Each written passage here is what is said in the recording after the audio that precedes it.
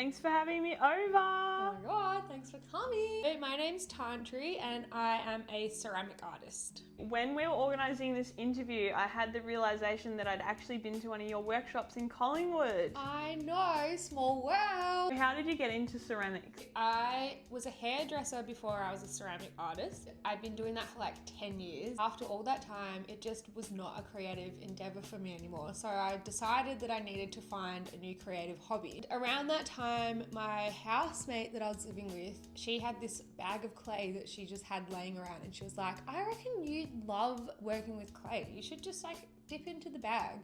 So I did, and I immediately became obsessed. Became such an obsession that I was like making ceramics at home after work, like any moment that I had. That was like 7 years ago. I, over time, just kind of accidentally turned it into a business, and here we are.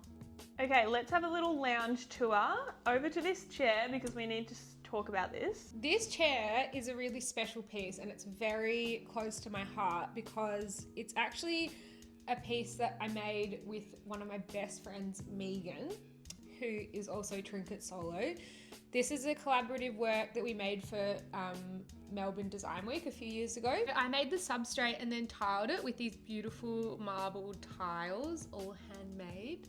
And then Megan did the tufting and did all of that work on it. And then this chair actually goes with this lamp, and I made all of the ceramic components of the lamp, and then Megan did this hand weaving of silk thread, which is incredible. Wow. Don't know how. So the living room, I feel like, is the heart of our home. A lot of my very favorite things are in here. This table is a very special piece. It's actually from my old shop, which I closed a couple of years ago, but it was the Facebook marketplace find of a lifetime. $100, had to get my ass to Shepparton in a van, and like I was just like, please give me this table, please, please, please, like I'm coming tomorrow. Another piece that's really special to me is what we have our TV on, which I don't really know, it's not really a TV cabinet, but this was salvaged also from my shop. Oh. Shout out to my dad who helped me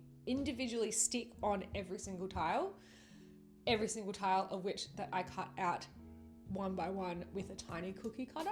I've also got this beautiful Kaylee Hayden print, also really special to me because it signifies the time that I was at Collingwood Yards, where I had my shop and big studio, where I actually met you, Bonnie, where you came for the workshop. Best day ever. So this piece was actually my gift to the studio that I bought. So it was a bit of a splurge, but I wanted to buy like a piece of art as like a bit of a like studio warming present.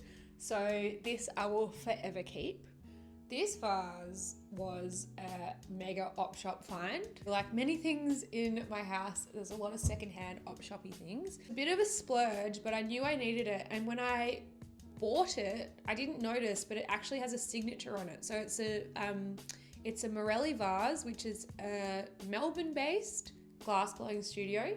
Cool. So yeah, I feel like with a lot of the things that I purchase for my home, it's very like, I'll see it, and I'll try to, you know, just leave it for a bit, and I'll walk away. If I'm still thinking about it in a couple of days or, you know, in some time to come, then I'll usually go back and like purchase it. I found them yesterday. I just had this gut feeling that I needed them, but I wasn't sure because I was like, plastic flowers, are they cool? Are they not? Am I losing it?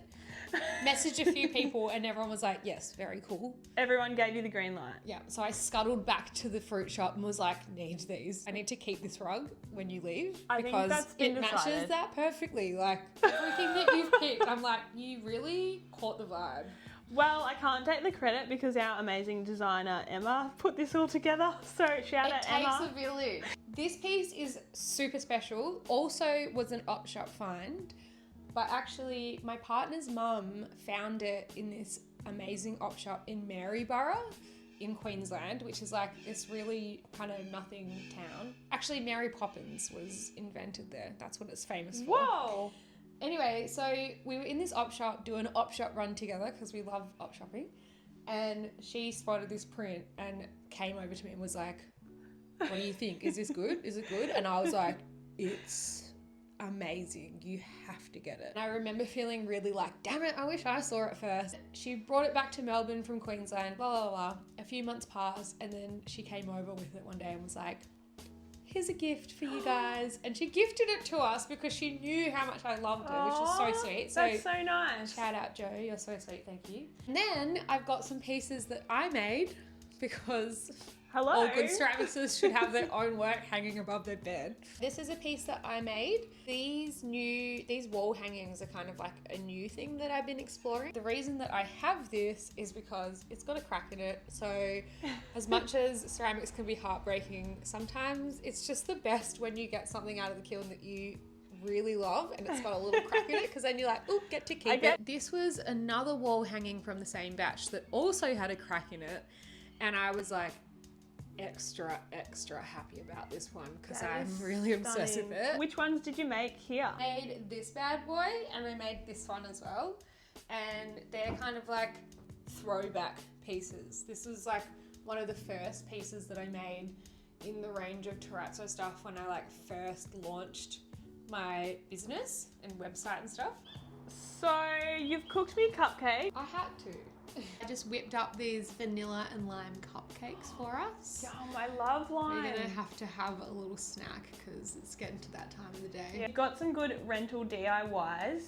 For example, this piece behind you. Tell us about that. This is an old, like, random little cabinet from, I don't know, Kmart or something that I had in my old house that just perfectly fit in this spot. So I painted it to kind of suit the color of the floors in here, the lino terrazzo. And then I also made a little feature nook over there to match it. It's literally just MDF that I cut into the arch with the jigsaw and painted to match the cupboard. But I basically am the queen of 3M hooks. So anyone that knows me well knows that I love a good 3M sticky hook moment. So it's just tacked on. So yeah, a completely reversible hack for like feral rental nooks. And another little hack on the roof. That's another 3M rental reno bonanza. Come into my studio. It's so pretty. Thank you. This is where the magic happens. How are these all handmade? I don't know. This is my fancy area. I kind of use this as my sort of like landing pad for my current inspirations, all of my different like works in development, works in progress, the place where I come and like ponder what the direction is that I'm moving in. I'm kind of going from doing a lot of like product style making into more of like a sort of like somewhere between like fine art and I guess like highbrow homewares kind of direction. Curtain, I've got my current favorite piece. This is a piece that I made last year for Springtime 6, an annual show that my friend Mel puts on. This particular vase is all made out of coils, so hand built. I don't make anything on the wheel. I make everything just by hand building. So if you want to follow my work and my practice, you can find me on Instagram. Feel free to send me an email anytime. I prefer that than DMs because DMs are too overwhelming for me.